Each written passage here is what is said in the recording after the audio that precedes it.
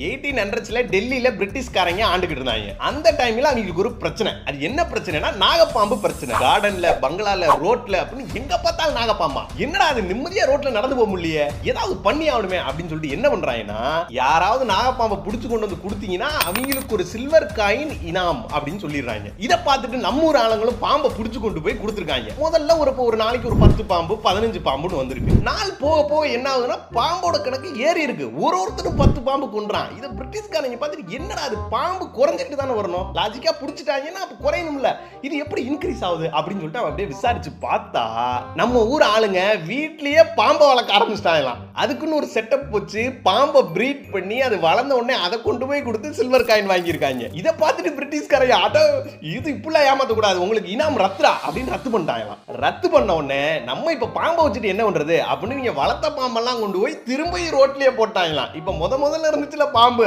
அதை விட இப்ப அதிகமாகி போச்சான். நம் ராஜதந்திரங்கள் அனைத்தும் வீணாகிவிட்டது.